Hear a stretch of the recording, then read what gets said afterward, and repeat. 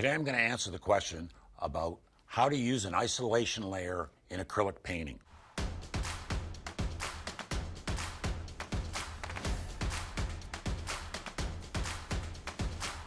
Hello everyone, my name is Mike Svob and welcome to my channel.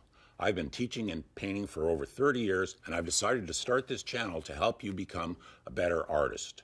If you stay with us on this channel, I will answer your questions on a weekly basis about how to become that better artist. An isolation layer in acrylic painting is generally when you want to finish a painting or solve a problem or do something over top of what you've already done in the painting.